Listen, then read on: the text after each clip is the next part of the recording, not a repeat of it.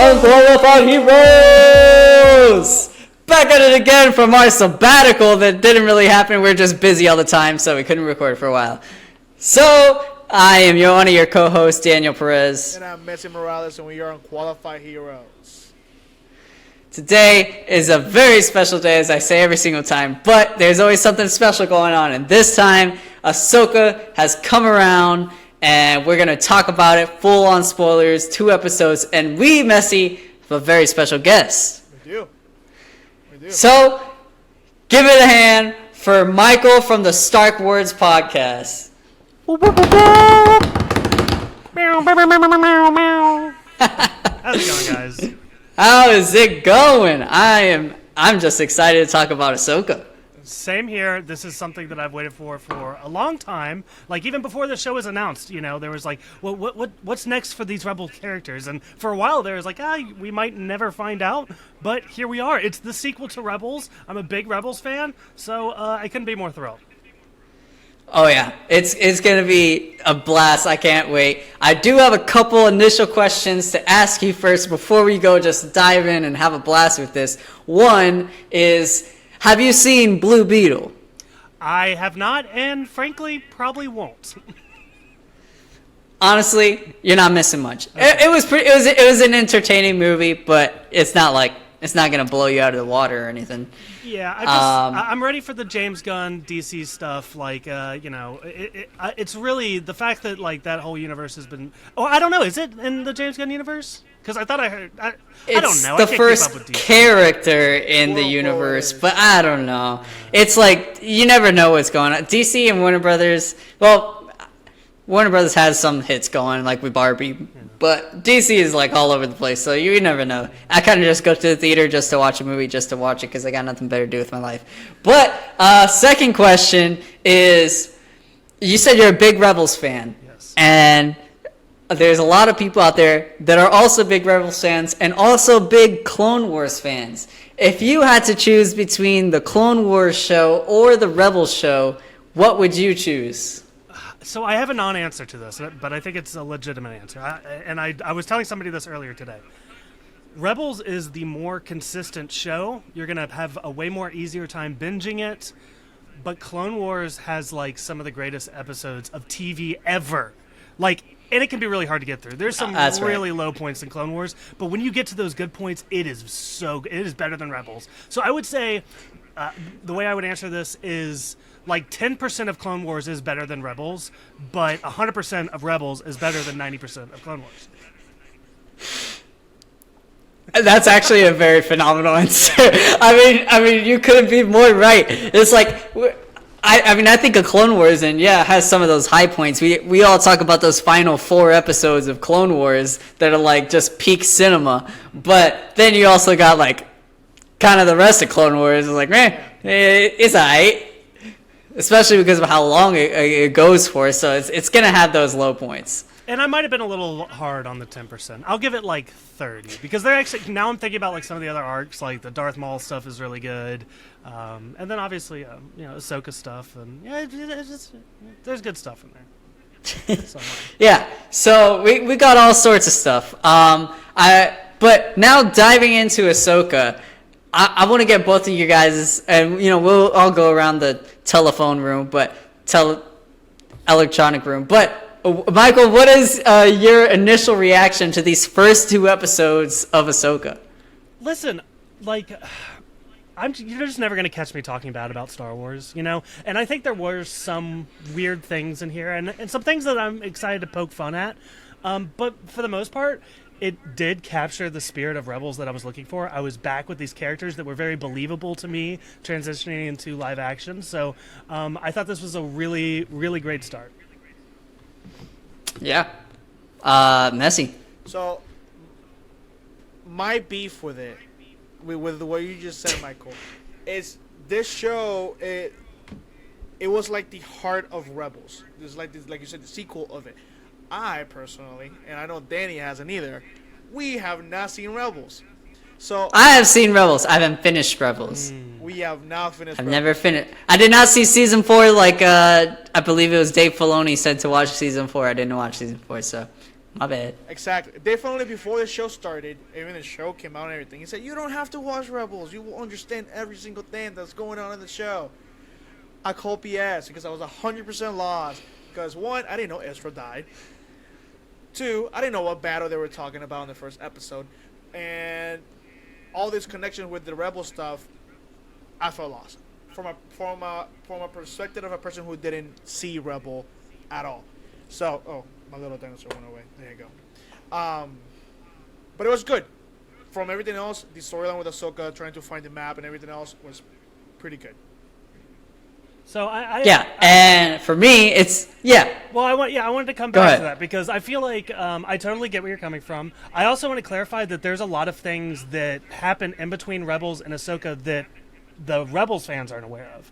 So, and we'll get to those later. But there are storylines that I am also like.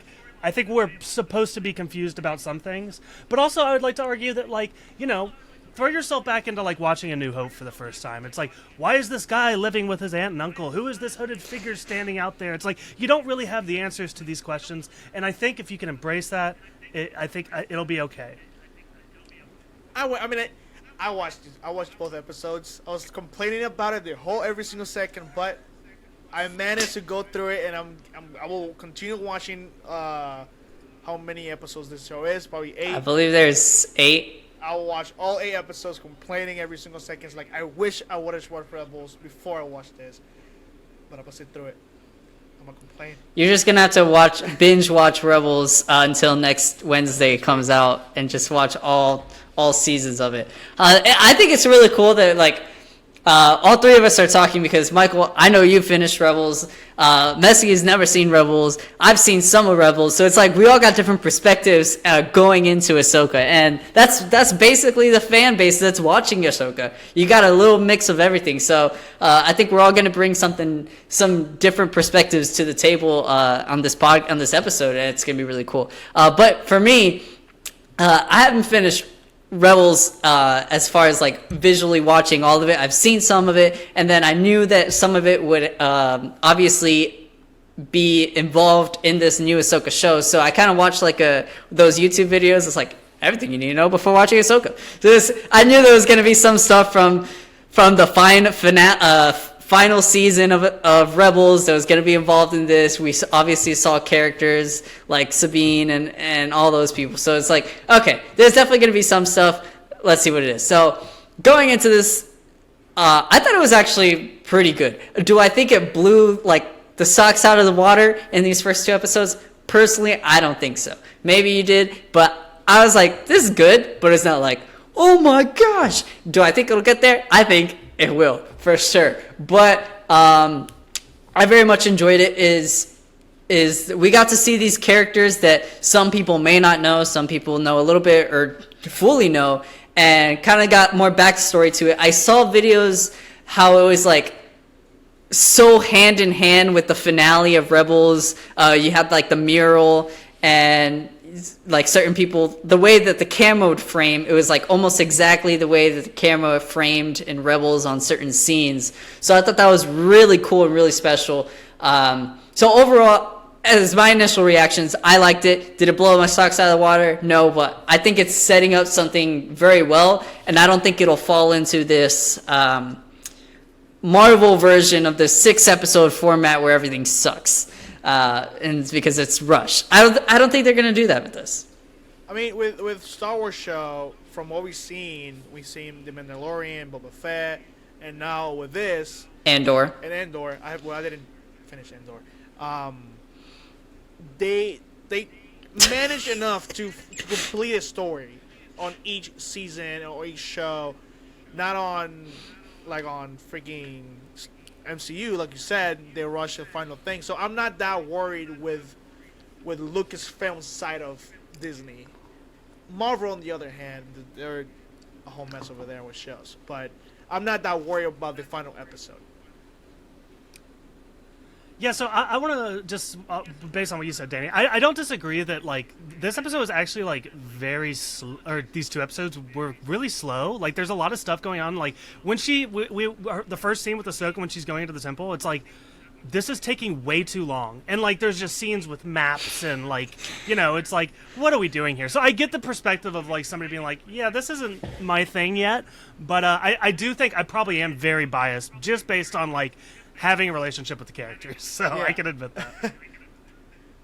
Yeah, exactly what you were saying. It was like there were certain parts I was like, this is kind of slow. But Star Wars in itself kind of does that, like its universe. I mean, we think of Andor. Oh my gosh, that show started out very slow and picked up very quickly. For those that did finish it, not messy. But so it's like we have these character building shows. Mandalorian, I think Mandalorian also started out kind of slow in its first couple episodes. So I'm not worried about this, but yeah, it did have its certain scenes. But going to like the Rebels, first we see in the first episode we see Syndulla and Ahsoka together. Sabine was, I believe she didn't get shown until the second episode, but she was like a complete badass on the motorcycle, listening to rock music. It was really cool, just like seeing these together, seeing these Rebels characters kind of like reunited. Like you, Michael, you said in the very beginning of this episode, it's a sequel. It's essentially a sequel to the Rebels. So I think what Messier said is really funny, that I believe early on before Ahsoka came out, they're like, oh, you don't need to watch Rebels. But then I guess later on they're like, actually, it might be beneficial if you watch season 4. And so I thought that was interesting.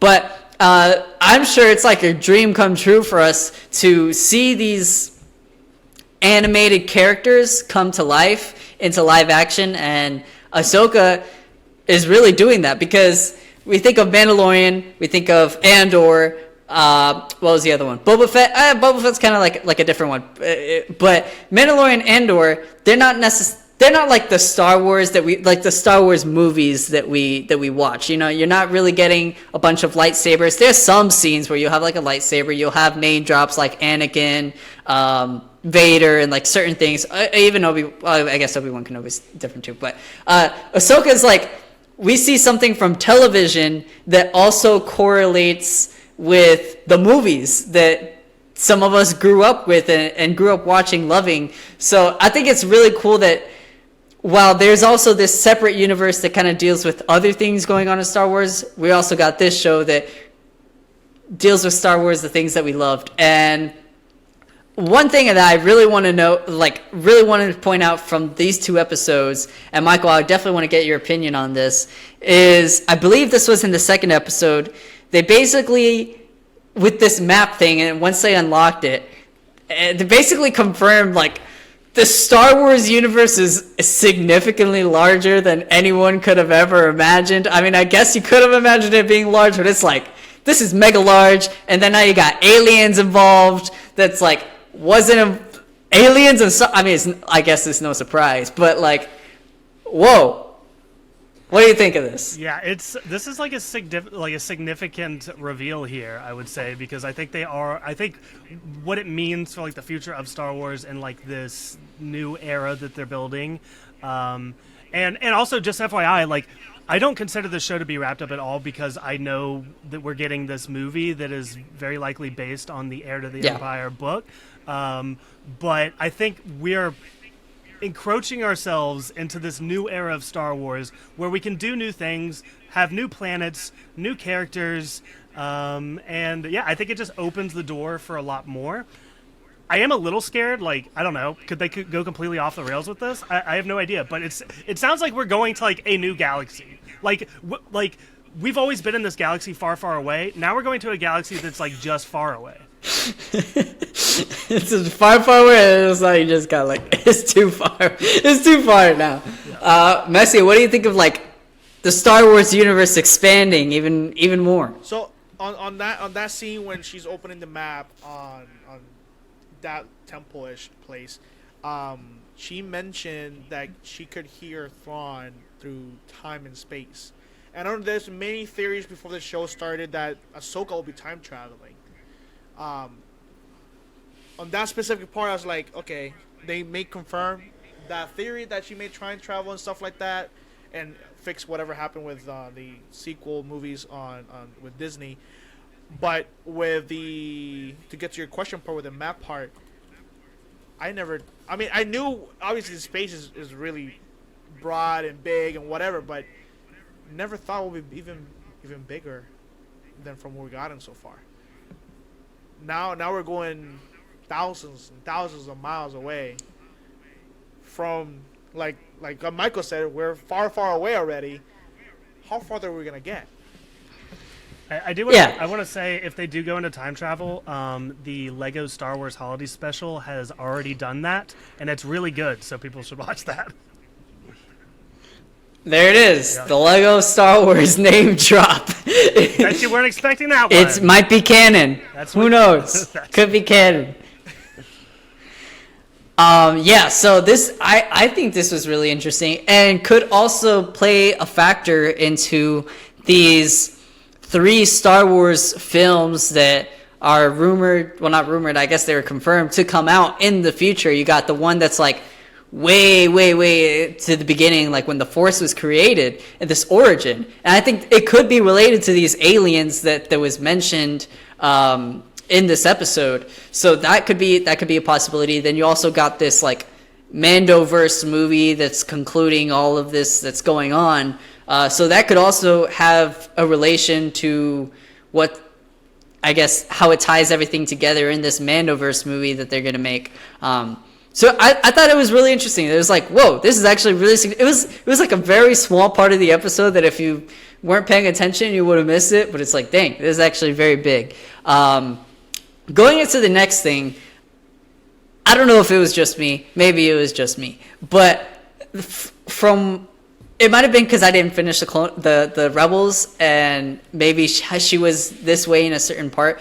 But to me, in these first 2 episodes, Ahsoka's like demeanor was super like poised and calm, and like she was like, I mean, I guess she's technically, I mean, she is a grown up, but like she was super mature, and I felt like that it was just more mature than how I've seen her in the shows usually. I don't know what you two think about this, but I thought she was just like abundantly mature. I was like, I don't know how I feel about this. Yeah, so there are 2 things that I would say that I have an issue with the character, and that is one. But I will say, towards the end of Rebels, she does become a lot more like stoic. There is like a big. Okay. It's almost like the stronger she gets, the more reserved she is. And we kind of see that in Rebels. And then by the end, like she's kind of like a Gandalf type character, right? It's not even like that young kid that we once knew. So it is kind of weird in that respect. My bigger issue with what we saw here from Ahsoka is that this might be a hot take to some people. I consider Ahsoka to be at least top 3 Jedis of all time, and I don't think she was strong enough. She was struggling in some moments here, especially in the second episode against the Inquisitor, which, if you guys watch Tales of the Jedi, I guess spoilers for that, she faces an Inquisitor and kills him in a single blow, and that was like, that was supposed to like symbolize how strong she is, and it said so much about her character. And now here she is here, like, and also like in the final season of Clone Wars, we see her like jumping from ship to ship to ship, like slicing people up, and then like she's chasing after this guy, and he like hops on the platform. I'm like, the Ahsoka from the TV show would have been in that ship. I don't care what you say. So that's my biggest issue with what we're getting from Ahsoka here. It comes with age, probably. I guess like they're older, they're slower. But it doesn't really make sense because Yoda was kind of old and pretty powerful. Palpatine. Exactly, Yoda Palpatine. Like, I don't know. Maybe it's her alien race is, I don't know. But I don't know. It was just a joke. But I kind of do agree with that. I didn't notice that, and now you mention it, like her younger self was more, quote unquote, stronger, faster, better. Kanye West on this. I don't know. But yeah, I don't know why they will nerf her like that. That was my biggest gripe with this show so far, was like the what's it called, nerfing of her character that they had, because like you were saying, Michael, I mean, she's going all over the place. She's destroying Inquisitors in a single blow, and I was worried because we had these great lightsaber battles and great battles in the movies, in the first 6 movies, and then the trilogy came along, and lightsaber battles kind of ass. Like, they were just so basic lightsaber. And I was like, okay, we got Ahsoka now. I'm like, we've all seen her, how she fight. Like, this, she is a badass fighting. We've seen her in Clone Wars. We've seen her in Rebels. And we've seen how, she was Anakin's Padawan. And Anakin's going all over the place. So it's like, I hope we get some good lightsaber battles. Or even if it's not Ahsoka, even if it was, who was it? Sabine, that we would still see like some good. I mean, me personally, I didn't see like that. It was kind of like the basic lightsaber battles that we got in the trilogy. Was it a little better? I didn't think it was a little better, but like, it wasn't what I was hoping for to see again. I think what makes lightsaber battles good is not necessarily the choreography of the fight, but the gimmicks and the locations that you're put in. Because I think some of the greatest lightsaber battles, Anakin versus Obi-Wan on Mustafar, and it's all about like that grand spectrum. So when you put two people like in a field and they fight, like it can only be so interesting. And also the other thing is, I think the biggest lightsaber on lightsaber fight we got, and actually the only one? Oh, I know, Ahsoka and the... Anyways, Sabine versus, what's her name? Hati. The other thing is, like, Sabine is still a Padawan. So it's like, you don't get to see, like, her being the badass that Ahsoka should be. So there is, like, some hurdles there. Yeah, Nessie, what do you think? I don't know. Okay, so... well, if we're gonna go to the prequels, compared to the original, the fighting style was like a whole 180 difference. You see freaking Christian Hedison and McGregor just swinging the freaking lightsabers, going crazy like a clock, going in circles so many times without hitting each other. Even on that final battle on third movie, I forgot the name of it. Oh my god, it's my favorite movie. I forgot the name of it. Revenge of the Sith. That movie. There's literally a couple seconds like they're just swinging it without hitting it. So like, I guess the fighting does evolve or de-evolve from each trilogy. I guess the trilogy from this, what Ahsoka's taken from, is the sequels, because it's very similar to that. It's not very powerful. Acrobatic. Yeah, exactly. They just move and then they do circles without making sense, and then they fight again. The dancing is not there. And I guess what Michael said as well, it really matters as well where they're fighting at as well. If this is a boring place, is it gonna be a boring fight? It was a very boring fight. I was like, the only thing that I took away from that fight is like, who the hell is that third person? Because that third person was not introduced until the very second of the fight. And then they were saying, oh, this guy may be alive, and Ezra and all that crap. So, is that Ezra? Without, like, his memory being there? Maybe this is like a Ezra without being 100% there? Because they don't show his face. But they say Ezra may be alive with Thrawn over there. But... Not something I thought about. Not same, but I totally buy it. I mean, it is really random, this third character. Like, it's either a really important character or it's like somebody who's gonna die like next episode. Yeah. Okay, whatever. It's just cannon fodder. I thought the reason why they didn't show his face because or he or she they didn't show his face because they were gonna die at that fight with Ahsoka. So I thought Ahsoka's gonna end this life because, like you said earlier, last time we saw Ahsoka fight really another powerful Jedi or a Grand Inquisitor or whatever, she killed that guy in seconds. So I thought it was gonna happen again. It's like, okay, this guy's a whatever guy, but he comes again behind the two people that we saw first. I forgot his name too.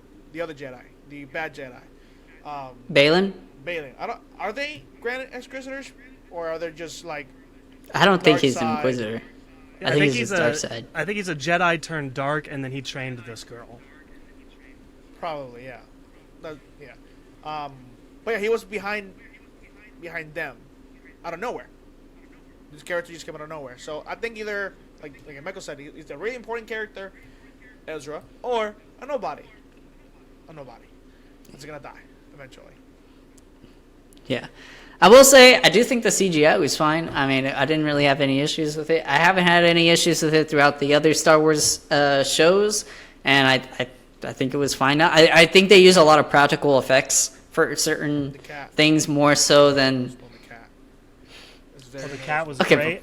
And also the makeup. Like, I just want to say, Marvel, what the hell are you doing? Like, look at She-Hulk and then look at Hera. Like, you can do a green person without CGI. Yeah. I mean, the makeup for these characters was phenomenal. Even Ahsoka looks very good. I mean, Ahsoka, if you're a completely different color, you're freaking green, and you don't look like the way She-Hulk looked like, that means Marvel's doing something wrong. But another universe. Anyways, I will say, I did mention Balin a couple seconds ago, and to me, I find him more intriguing than the woman that is kind of like above Balin. I don't know. I don't remember her name. But Balin is like this. Maybe it might be because of his story. Yeah, Morgan. It might be because of his like Jedi background, but like he just has this, I guess, poise that kind of like intrigues you, that makes you want more out of him. I will say, I did not know. I'm sure I knew. But I totally forgot that the actor who plays Balin, Ray Stevenson, passed away. So when I saw the thing, it was like this, like dedicated to Ray or whatever it had said. I was like, we're talking about Ray Stevenson? And I looked it up. I was like, oh my gosh! Like, I totally forgot he had passed away. So crazy enough, he finished this show. Or maybe they'll just like secretly kill him off in one of the episodes. But I think he finished the show. I wonder if he's gonna die or just like never show up in this. I don't know. What do you guys think? There's like a future, or like he just never shows up in a future project, or he dies at some point in this series? Well, what I think is, I'm gonna think of with Harrison Ford doing right now with Agent Ross or Captain Ross, whatever his name is on the movie. The actor who plays Agent Ross passed away in real life, and then just recast him, and then they continue in the story with the character. And the only person who didn't do that was with Chadwick Boseman. Like, they quote unquote recast him with his son. So with this, if he does a really good job, and the character is like like you said, he's the most intriguing villain of the show so far. If he does really good and his role continues, then maybe they can recast him someone who looks similar to him. But if we love him too much and out of respect, they may not recast him, or they recast him like in a separate. People are using AI nowadays. Well, that's one of the reasons why they're a strike, because of the AI stuff. Yeah, exactly. So I don't know. It's a 50-50 depending if they want to recast him or they just end his role there. Yeah, it feels like they had, I feel like they're being built to be something more, and like as I've mentioned before, I don't anticipate this show to have a great resolution to everything, so it wouldn't be surprising to me at all that the character doesn't die. I do believe he finished all of his scenes that he was meant to film, so the question is whether or not they killed him off before that. But so I don't know. It's going to be interesting. I think they'll probably not recast it. I do think that they had bigger plans for this, and it's going to be interesting. And maybe they focus more so on the Padawan going forward. Yeah. But yeah, I think they have options outside of doing that. And hopefully this is just like a really great performance by Ray Stevenson, and we can just put it in cement and respect it and move on. Yeah. Yeah, I like that. I would think like, hey, this is your final performance. You like. This was his final performance that he absolutely nailed, and that was the end. But going into kind of what you mentioned, the Padawan thing, I like this, like, what's it called? It's like this poetic symmetry between Balin having his Padawan and now Ahsoka retaking Sabine to be her Padawan, because in Rebels that like ended. And so now she's back as her Padawan. I do think maybe this will increase better chances for better lightsaber fights. We might see her Because she obviously she has to improve, so she has to improve. The lightsaber fights have to be better. To me, that's just logical. But yeah, I mean, what do you guys think about like this Padawan with Baylan, Ahsoka getting Sabine back as her Padawan, and kind of like how do you think it'll end up going for Sabine with Ahsoka, because it didn't end too well the first time, and now we kind of seeing like a little bit of a different Ahsoka that we kind of knew with, you know, less powerful, I guess you could say, a different, somewhat of a little bit of different personality. How do you guys think this is going to play out? Well, I just want to say first and foremost, and I don't know if you guys are aware, this storyline between Ahsoka and Sabine, Ahsoka training Sabine, is not in Rebels. She was trained to use the Darksaber by Kanan, but she never became Ahsoka's Padawan. So this is something that happened in between the two, and something like I'm still catching up on. So it is a little interesting, and it's not so much like they're backtracking on something that was built up in Rebels. It definitely seems like they're building towards something with Sabine, and I think it's very intentional, and I think they're going to make Sabine a badass Mandalorian Jedi. Yeah. So I was gonna say before, if this question I was gonna answer being first, I would have gone on a whole rant saying that I would have been mad because one, I didn't know she was a Jedi on the show, because like I said, I never finished the show. I literally watched like 2 or 3 first episodes of the first season, so I saw her as a Mandalorian, and then now she's saying she's a Jedi. Like, what the heck? When does this happen? But now I know that I'm glad that you, as well, Michael, was not really aware of this because of the show. I was aware because something else happened in between. So I'm not that mad no more. But yeah, I saw the relation or the symmetry between the good guy and the bad side. So that really comes up.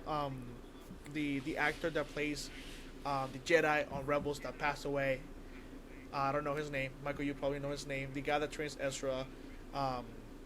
Kanan. Yeah. So Kanan, the actor, went on an interview and saying everything about the Force, and he went on his rant. You probably know what I'm talking about. And there's a part of this rant that says the Force equals. I mean, it doesn't equal. It balances out.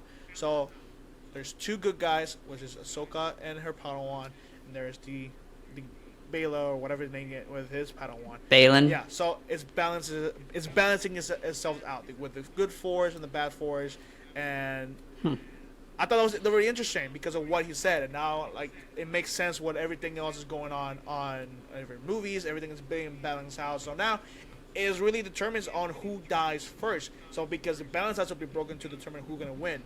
So like what Denny said, the battles are gonna be more like life and death situations, because one of them dies, the other side is gonna win. So You're really scaring me right now with that, because I do suspect right. That, I mean, obviously Ray Stevenson is no longer going to be this character, so Right. who's going to be the casualty of that on the other side? And I don't want to think about it because those are my 2 favorites.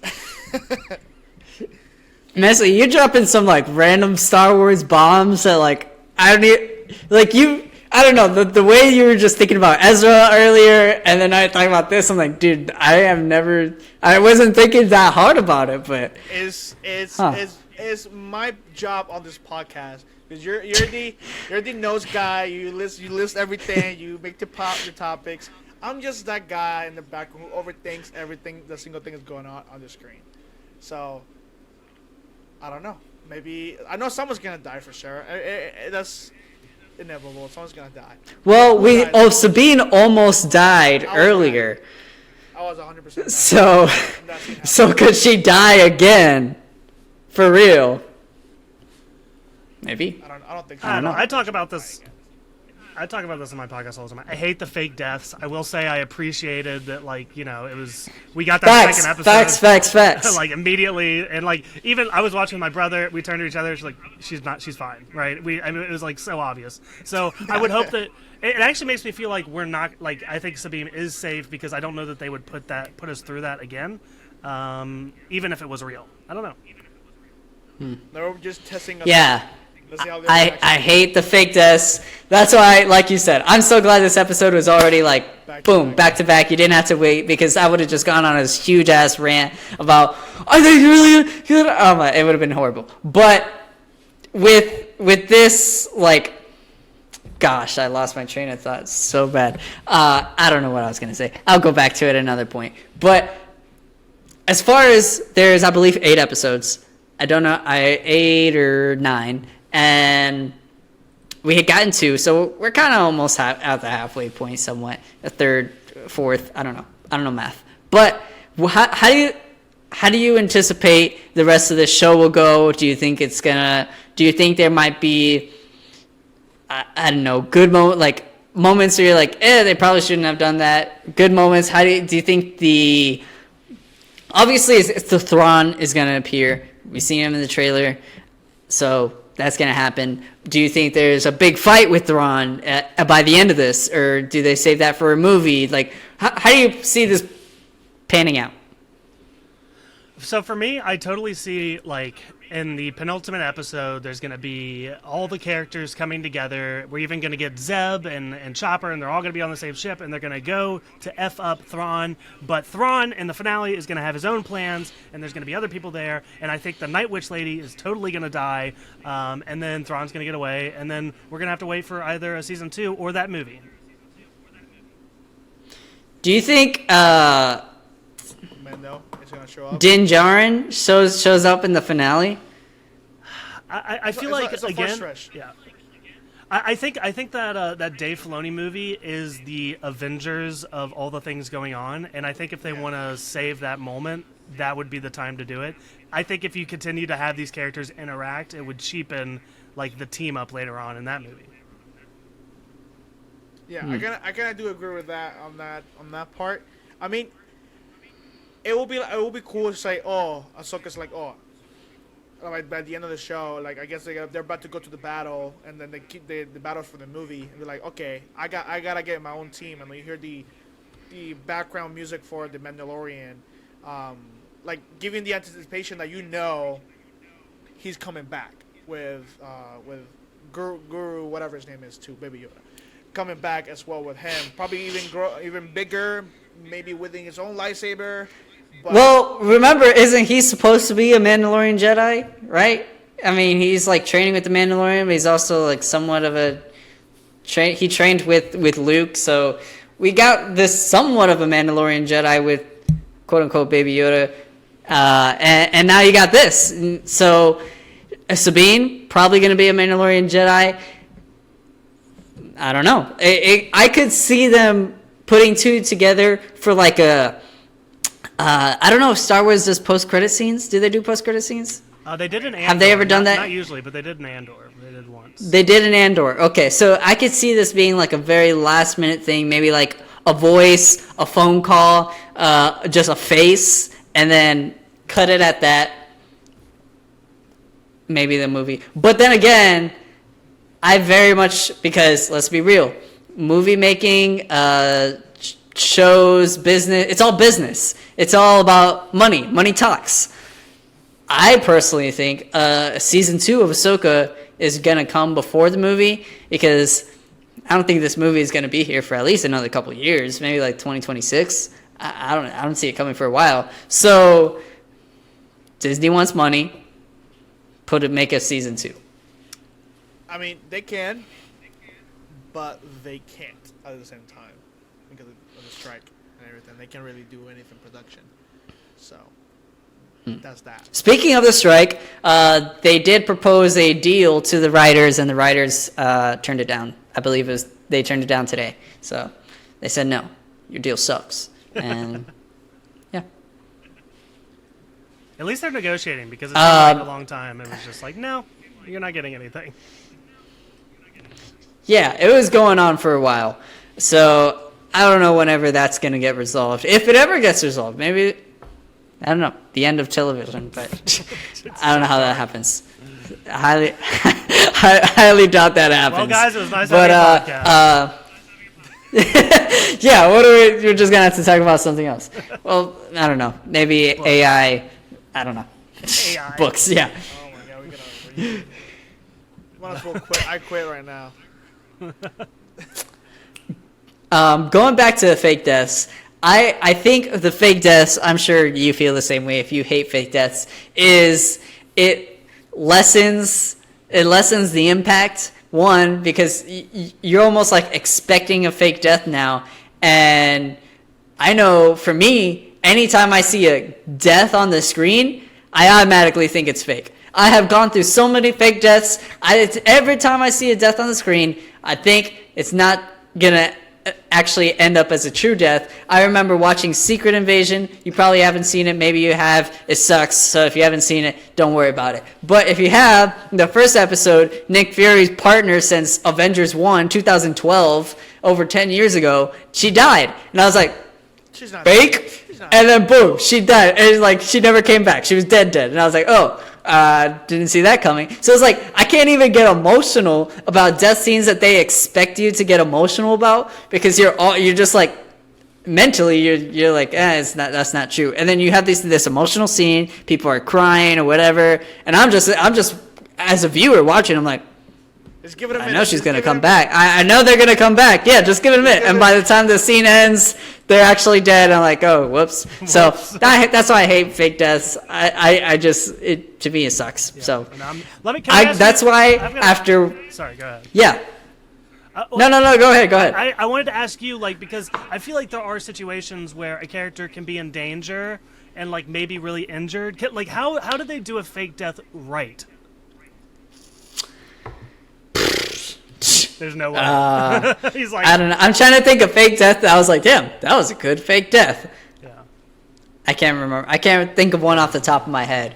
But I will say that for this first episode, while I did automatically think this is a fake death, especially because it's like, come on, this is supposed to be a sequel to the Rebels. You're really just going to kill her off?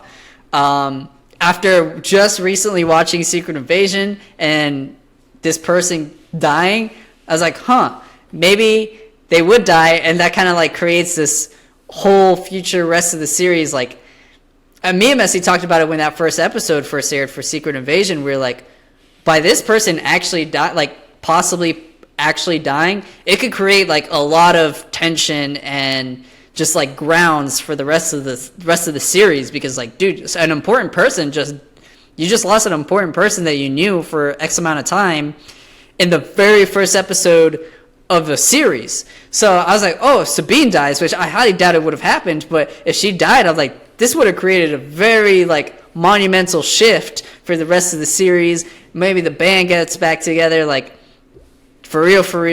I don't know how it would have happened. I want to say this because as a Clone Wars and Rebels fan, what I've learned about Dave Filoni is he hates killing his characters. Like, people basically dared him to kill Ahsoka by the end of Clone Wars, and he didn't do it, because that was the whole thing. It's like, oh, well, she's not in Revenge of the Sith, so clearly she's going to die at the end of this. And then he went about it a different way. And I think you can see that throughout a lot of his stuff, that it's going to be very hard for him to kill somebody. I think the biggest death was Kanan, and so I don't. Yeah. I don't believe Dave Filoni's too attached to these people. They're not like, so. That was my thought process. I mean, well, there's also trailers who shows other scenes of the character doing other stuff that we have not seen yet. So I wasn't too worried about that part. She dying. So I need to stop watching trailers because They reveal too much. They reveal too much, and it happens. But trailers just make you excited, so that's why you watch it. Michael, I got a question for you, because I don't think I've ever asked you, unless I asked you this when we were on your show, but I don't think that news had come out yet. Of these 3 films that are going to come out, you got the one of the origin story of Star Wars, the sequel of the trilogy, and the Mandoverse. So these 3 films, which one are you most excited for?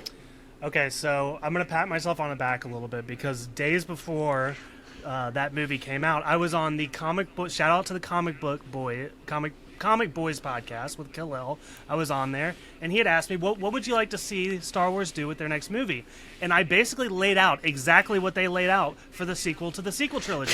I want to see Rey back, and here's the reason why. Because I don't know where you guys stand on this. I can guess, but I won't assume that I really hated Rise of Skywalker, and it made me very depressed that was going to be the ending of Star Wars. So I've always said that, like, let's come back with a bang. You're not focused on the old characters. You just have Rey, and then you have Finn too, and maybe Finn can finally become a Jedi, and maybe we give more time to Rose. Like, I feel like there is a next chapter there that's worth saving some of the pitfalls that the sequels were. So that is what I am most excited for. Interesting. You're the first I person. like that answer. You're the first person who said that film. So and your reasoning was actually pretty good. So I actually really like that answer. Well, also, and going off, yeah. Sorry. The other thing is we know, like, yes, one is going so far in the past, but like we kind of have a concept of what that looks like. We have no concept of what the future of Star Wars looks like. So I like the idea of moving forward rather than going backwards.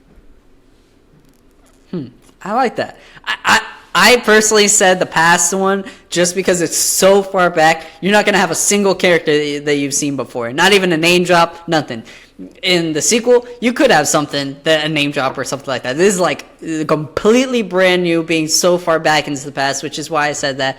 And just kind of like, it'd be cool to see like how it all started and stuff. Because I personally, like, I don't know, maybe in a Star Wars book or something, it talks about the origins, but I don't know the origins of Star Wars. So to me, that was the most intriguing to me. But what you were saying with this sequel, kind of fixing the pitfalls of the trilogy that they had, I very much like that, because let's be real, there was a major pitfalls in the sequel of Star Wars, and even Finn not being a Jedi. I thought that was dumb, but like there was just so many dumb things. But Disney kind of, let's be real, to a degree, Disney's pretty smart.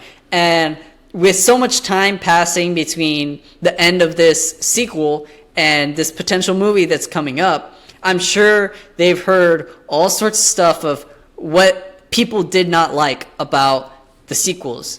And so then now, I believe, I forgot who was working on this film. I don't know if was it Dave Filoni? I don't think it was Dave Filoni. But someone's working on this film. I'm sure that they'll make the proper adjustments to actually correct certain things. I mean, that's kind of what the shows are doing to a degree. Like, there's certain drops, sentences within the shows of Ahsoka, Mandalorian, and stuff like that, kind of like fixing certain timelines and all that stuff that happened in the movies, that they could not easily, but that they could fix the sequels and essentially make the sequels better because of this now knowledge that you have of whatever movie that they have. So I like that answer. I appreciate that. Messi, do you have any Star Wars questions for Michael? Star Wars questions. I was not ready to ask any questions. That was Star Wars. I'll think Ask of me one. my favorite something. Okay. I'm not gonna ask you a favorite character because that could be very, very much vague, or a lot of them. So I am going to ask you, out of all the new projects of Star Wars, the new ones, so after Disney bought them, which one is your favorite project? Ooh. Like, This might be a hot. You can rewatch it. Yeah, this might be a hot take, and a lot of people disagree with me, but I really love, and it's like in my top 3 of any Star Wars things, The Last Jedi. Well, Hey yo! Did I just break you? end of podcast. I'm kidding. Okay, so this is my thing with The Last Jedi. So if The Last Jedi... What? Listen. If The Last Jedi was its own thing, but by itself, that has nothing connected to the main story of the sequel, it would have been awesome, because the effects, the story, the characters, everything was so good, except for the dumbass plan that babe, I forgot her name, but the dumbass plan she had to save them was so dumb, because she relied, oh, Luke's gonna save us, but she didn't know, because she didn't know where Luke was, she didn't know nothing about him. nothing. But she would have been a dumbass and not say anything about to nothing, nobody. That's my problem with the movie. The movie sucks because of that. But if it was by itself, Top 3 Star Wars projects of all time? Listen, can I can defend myself here. Okay? go ahead. I'm so shook right now. So I think of like a lot of things and like the experience of it all, and like I've never felt so elated inside of a movie theater than I was watching that movie. I think the scene where Kylo turns his blade on Snoke, cuts him in half, and proceeds into like one of the greatest lightsaber fights in any of the trilogies. I think that is one of the greatest moments in all of Star Wars, and it uplifts so many things. I also think the connection between Rey and Kylo is the strongest part of it. It's like the core of the sequel trilogy. I like both those characters a lot. I like the way that they were intertwined in this. It took a lot of risks. I thought the holdover maneuver was super cool, like visually, the sound, and like again in the theater, that experience of being there and seeing it was just so much fun. With that being said, Space Leia is dumb, the horse stuff is dumb, but I can look past it because it has like these really great moments that like I will take with me for the rest of my life. Like that's gonna like I've been a Star Wars fan since I was a little kid, and I'm gonna die a Star Wars fan, and that's gonna be one of those movies that I'm gonna want to put on my deathbed. See, okay, so the good parts of the movie is what makes the movie a great Star Wars movie. A good sequel movie, it does not, because of the story of it. And like you said, like all the Leia, Space Leia, magically she not dying, Space Leia. and over there, Space makes no Leia. sense. Somehow And Palpatine returned. And exactly, they had to make it make sense. And they had to put it on their own production. Somehow he comes back. What the actual F, bro?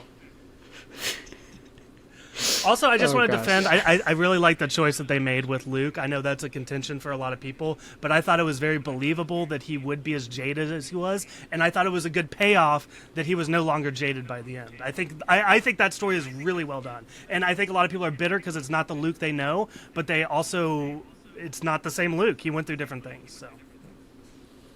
It's true. It's been a very, very long time since between the Luke that most people know and the Luke that we got. So I think it was. I'm bitter, but I can understand what you're saying. Like there's a very large time gap difference. I mean, people change in months. So like imagine years. But who?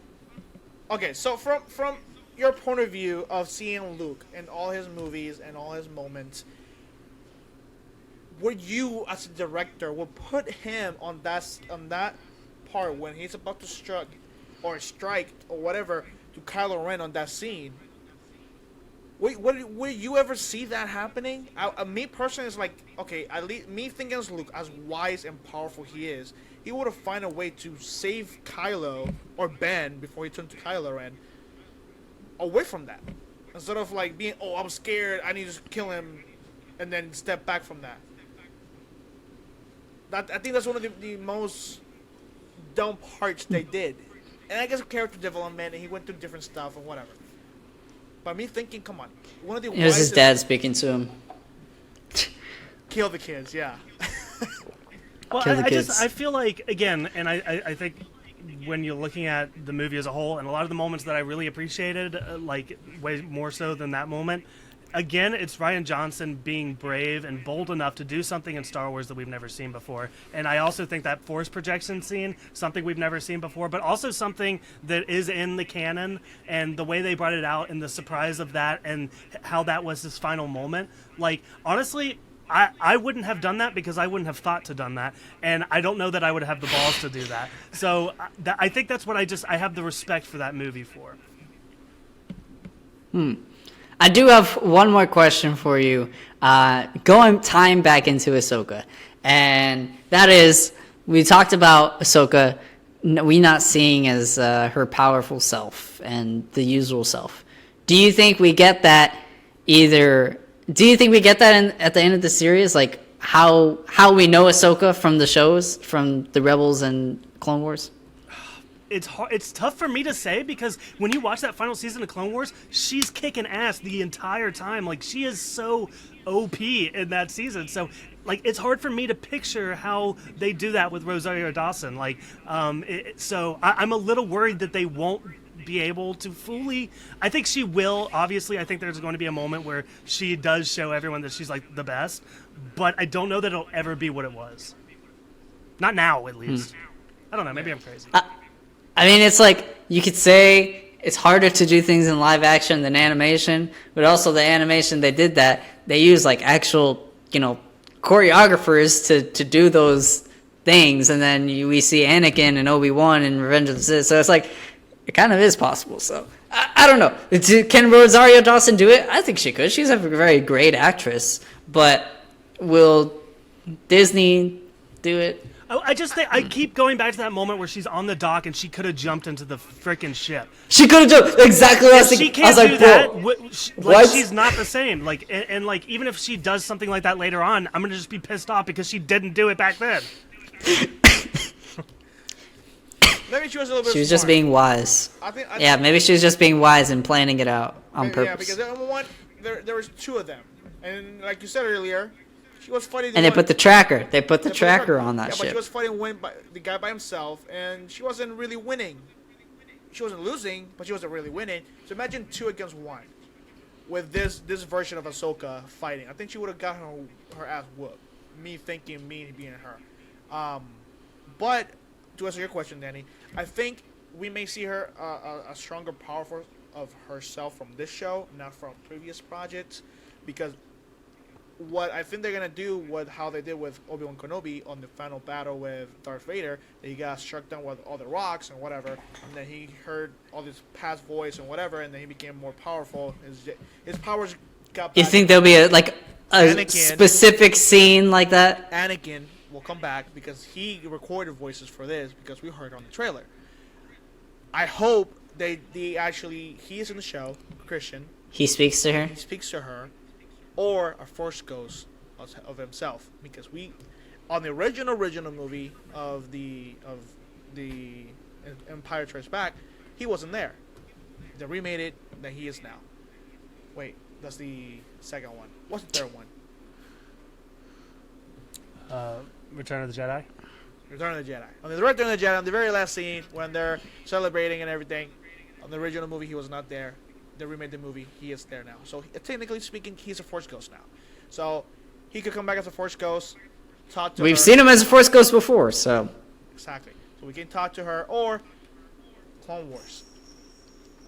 We can go back there. The younger Ahsoka, Anakin Skywalker talking to her. She's going back to her memories, and then when she's come back to reality or whatever, she remember how powerful she really is, and then she beats everybody up.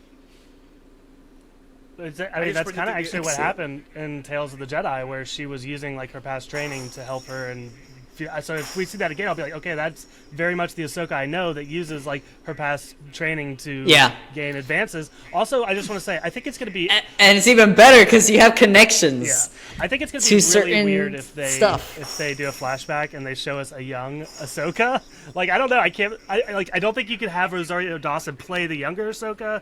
And I don't know who would or how you. I don't know. Yeah. I'm pretty sure they will find someone. I'm pretty sure they. Probably, I don't know. The voice actress, the actual voice actress of Ahsoka. I mean, I don't know. Oh, I forgot her name. Who actually resembles the live action. Ashley Eckstein. Yeah, I don't think she. Ashley Eckstein, yeah. I don't know if she looks. One of the most famous voices in Star Wars history, but. Yes. So that's all the questions and stuff I got. Michael, tell the audience. I forgot to do this in the beginning, but it's fine. We can also do it at the end. Just where to find you, about your stuff, and just yeah. Yeah. We are the Starkwarspod. You can find us on YouTube, Twitch, all the podcasting platforms. We talk about. Just like you guys are, we talk about these Star Wars and Marvel TV shows and movies and all that fun stuff. So if you have like just too much stuff going on your podcast feed, I totally get it. I do like to tell people to just follow us on Instagram at Starkwarspod, because we still like to really interact with people, even if you don't listen to the podcast. We like to make it a fun place with like polls and questions and all that fun stuff. So if you're interested in like becoming part of our community, the best way to find us is on Instagram at Starkwarspod. Yes, they have a bunch of cool stuff, especially if you're a Star Wars fan, Star Wars nerd, whatever you want to call yourself. They got all these cool stuff. These people are very, very knowledgeable in their Star Wars, Bible language. But also, they had a trivia, what's it called? Like a game night trivia. Tournament, yeah. I already forgot. Trivia tournament, that's the word, tournament. I was looking for that word.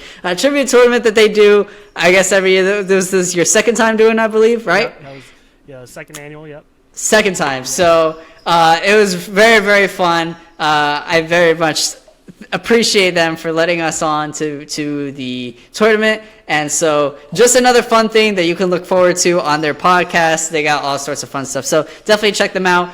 You can find me at Danny42 with 3 N's, 2 is taken on Instagram. Follow me. I am private, so if you're a weirdo, follow Messi. But if you're not, just let me know that you're not a weirdo so that I can accept your friend requests. And I don't think you're like one of those spam accounts that I get at least once a day, twice a day.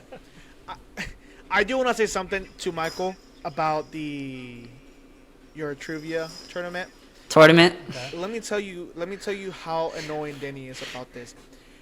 He in every episode that we do, any relation to any trivias or any Star Wars stuff, or we're just talking to the two black nerds, this guy does not let it go that he got second place. He does not let it go. I was blown. He still brings it up. It's been what? How many months? 2 or 3 months already since that happened, and I had champagne with me. He cannot let it go that he got second place. Well, Messi, next time, I would love to extend the invite to you so you can actually beat him and then rub it in even more. Yes. Yep. I'll probably get kicked out one of the first ones, but I'll try. I would very much like to see Messi try that. He's knowledgeable, but not on the moment. Not on the spot. He's not that type of guy. But Messi, where can they find you, my guy? They cannot find me on my regular Instagram because my Instagram is not there no more. For some reason, it's blocked. I think you've been hacked. I've been hacked somehow. So do not look me up. Don't look me up. Whatever. So you can find us on Unqualified Heroes on regular platforms, Instagram, Facebook, not Twitter, because we don't use Twitter anymore. Because Threads is better now, apparently. X. Yeah, X. Oh yeah, X is Twitter now. I forgot Twitter doesn't anymore. But do not follow us on Snapchat because we're not little girls no more who uses Snapchat. But we have our own personal accounts on Snapchat. We still use for some reason. But this is the end of the episode. Again, when I say thank you for Michael for being us here and talking about Ahsoka. Hopefully we can do this again, either our episode or in your own show. Again, we love being over there. And I can hear Daniel's cat. Take him out. It's really annoying. I don't know, it's our Momo over there playing with. Oh, you can hear that? Yeah. I just got a cat last week, so yeah. But anyways, Qualified Heroes.